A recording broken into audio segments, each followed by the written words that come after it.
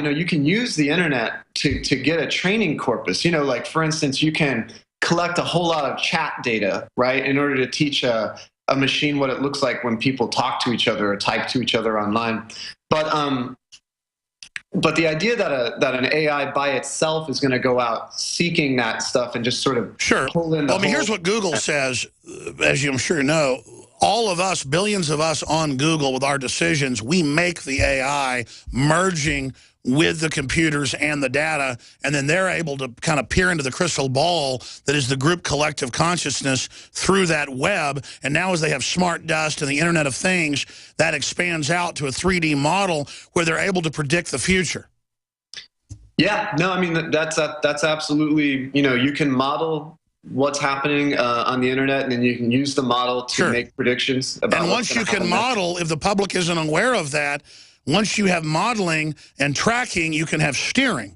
And so it's about steering. I've talked to top former director of technicals, NSA, you name it. You know, William Benny was here 2 weeks ago in studio, and basically, that's what it's all about, is controlling the future. The big secret is they want all this data so humans can then know where the trends are before everybody else does. And then if you know that, then you know how to dominate everybody 2-3 steps ahead, and it ends competition and really kind of ends free will. And I'm not being negative here.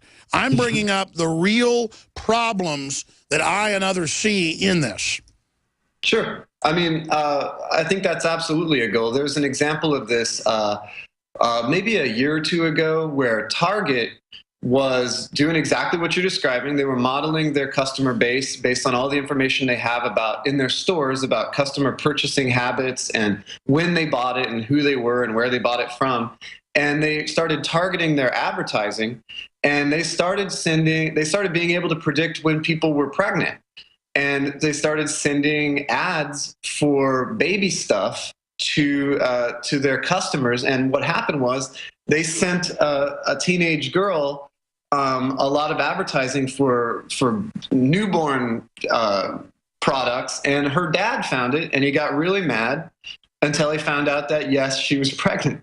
And so Target has actually started obfuscating their targeted advertising. So they throw in a couple of random things just so that it's not too creepy.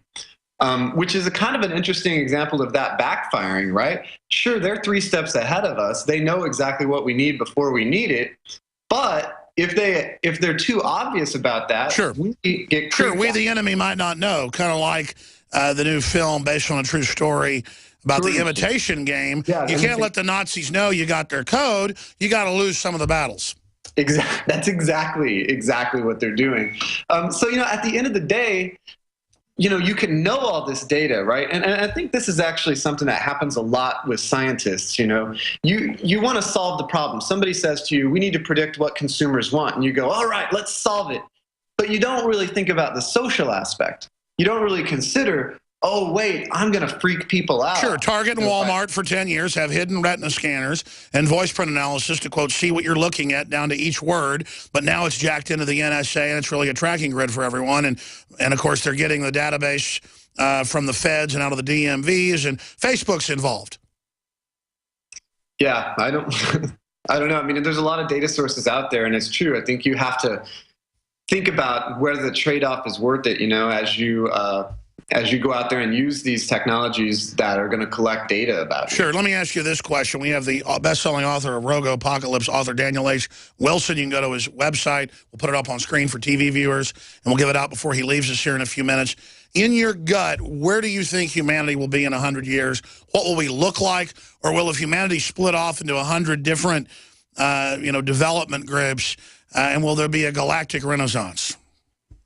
I think one thing that you and I agree on, I think, is that the mass number of people, not the small number of people who may have most of the money or the power, I think the vast population of people is really the big decider about what's going to happen for humanity. Because at the end of the day, you know, we really vote with our numbers. And so I think that the future of humanity is not going to be human beings obsolete. I don't think it's going to be a bleak future where we're under the thumb of a robot AI that you know makes all of our decisions for us.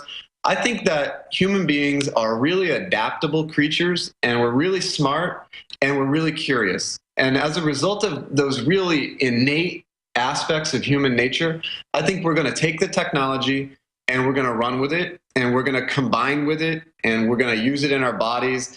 We're going to use it to propel ourselves into space. I think we really are going to, instead of competing against the robots, we're going to probably become more like the robots by integrating these technological advantages into our bodies and into our lives. But if that's all engineered by the big five globalist companies, they're going to have all their back doors in that, like they have back doors and everything else today. DanielHWilson.com.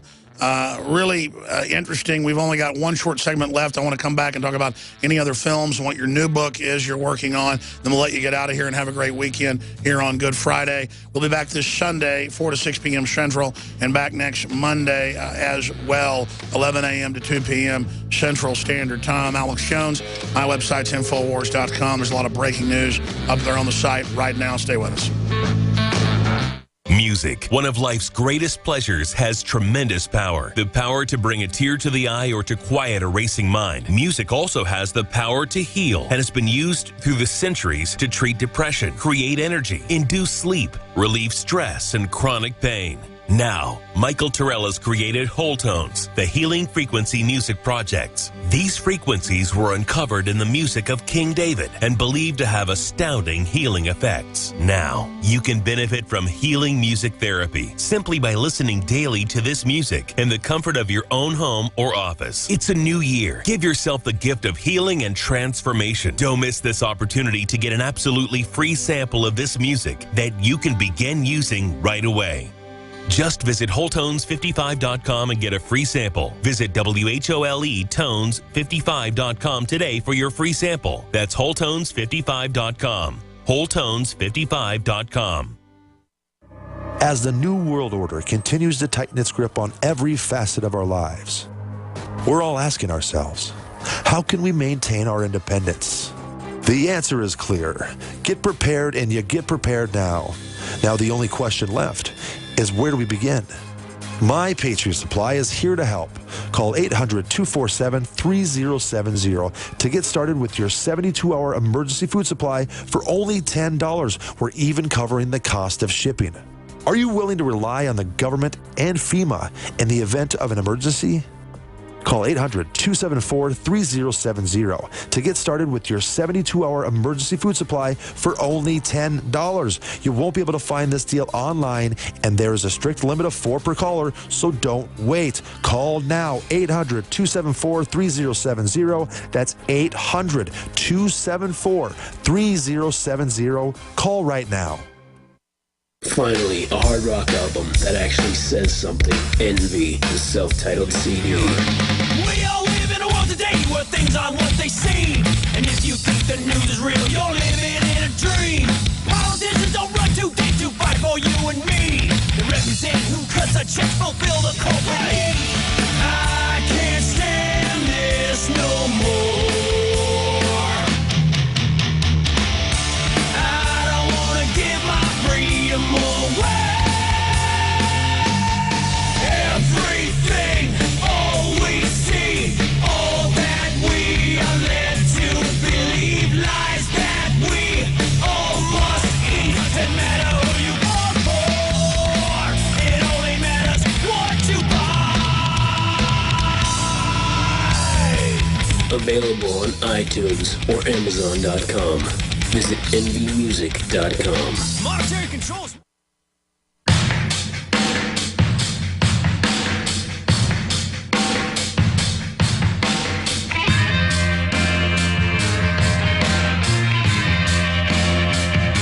Final segment with Robo-Apocalypse author Daniel H. Wilson. Tell us about any new projects you got coming up, and any final comments without me trying to direct the interview or asking you all sorts of questions. I appreciate you coming on, Daniel, and best of luck with all your future endeavors. At least you get people thinking about what's happening. I mean, at the end of your Robo-Apocalypse, I don't want to give it away, but humans merging with the machines, I guess, is what defeats the original AI. I just hope my children have a chance to be human, and if they want to be human. Yeah. Yeah, I agree. When you look at their sweet little faces, it's hard to imagine this kind of technology, and what it would mean. But, my latest project is Robogenesis. It's the sequel to Robopocalypse, and it basically picks up right where Robopocalypse left off. And what it kind of considers more is the impact of massively intelligent artificial intelligences out there, but more than one. What happens whenever we're kind of pawns caught in a bigger game when the AIs are battling each other, and what does that mean for humanity and how do we survive? So, well, the globalists might as well be AIs. They're totally ruthless. They want total power at any cost. I mean, look at history, and that's why I'm so pessimistic, is that they're already basically using what might as well be AI technology with these big aggregators to manipulate society. Well, yeah, that's the difference between humans and machines, though, right? Is a human being is going to have some kind of understandable end game, right? Whether they want money or whether they want power or both or control. Those are all things that you can understand why a person... I want a future destiny and beauty. Yeah, well, and artificial intelligence could be anything, because this is coming from, essentially, it's a program, right? So, in Robogenesis, I consider AI that doesn't even know human beings exist. It's not even aware of us. There are other AI that, want to have more traditional goals of controlling human beings or exploiting them. But then there are other AI that just want to leave, they want to get out of there.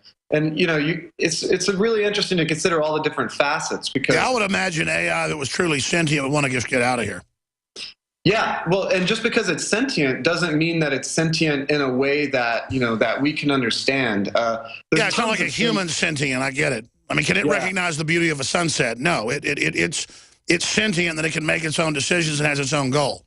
Or it might understand the beauty of a sunset on a level that we can't even comprehend, because it can see the sunset, from satellites in space, and it can analyze the spectral content of the, it's really impossible to predict, because they don't use the same sensors that we use. They may not have the same thought process. But AI is being designed for war. There's the real Skynet danger of, because it's being designed for killing, that be what it breaks. I mean, not even AI. What about a global malfunction or a global hack of these systems? Yeah, absolutely. I mean, and I think there's actually a buddy of mine named Peter Singer wrote Wired for War, and he's coming out with a new novel. You should talk to him. And he talks about exactly this, what the future of warfare would look like if you can just hack an entire drone fleet and then turn it around and attack the person who... Exactly. You're talking about Professor Peter Singer at Princeton? He is, I think, a fellow at the Brookings Institute. So he may have moved. Yeah. Political. Did he move? He might have. It's been years since I read his writings, but it's the same Peter Singer. Well, listen, very impressive. DanielHWilson.com. Daniel H. Wilson, thank you so much. Hey, thanks for having me on. It was really fun chatting. Thank you. Can't wait to see your films when they come out and read some more of the books. So, all right, that was an interesting interview. Thank you for coming on. Great job, the crew. This week, Nightly News tonight, 7 o'clock Central. Don't forget, it ends Easter night. We're going to extend it 2 days. Free shipping on all the nutraceuticals, all the high-quality products, the Made in USA attire, Patriot attire, to meet like-minded friends and spread the word. InfoWarsStore.com, InfoWarsLife.com, Made in1776.com. They all take you to the same place. InfoWarsStore.com is a big umbrella site. I want to thank you all for your support. Free shipping on everything, 10% off on water filters, promo code WATER. That's it. I'm punching out. Until tonight, 7 o'clock Central, back this Sunday, 4 to 6 p.m. Alex Jones signing off, InfoWars.com. GCN, the Genesis Communications Radio Network. InfoWars Life and InfoWarsLife.com is extremely excited to announce our latest release, Winter Sun, a revolutionary type of vitamin D3. Winter Sun is a premium quality vitamin D3 nutritional supplement. It is produced by extracting oil from healthy, nutrient-dense plants known as lichens. Every batch is analyzed for purity and D3 content. It's completely free of toxins and allergens. Simply put, if you want the best at an extremely low price, this is it. Winter Sun is the result of our pursuit of the best source of vitamin D3. The research and development took over 2 years, but the result, as verified by independent laboratories, is the best vegan vitamin D3 product in the world. Read the facts at InfoWarsLife.com about Winter Sun Vitamin D3. Not only does vitamin D3 promote a healthy mood, but vitamin D supports our memory and brain function, something the globalists are targeting. Visit InfoWars.com today or call 888-253-3139.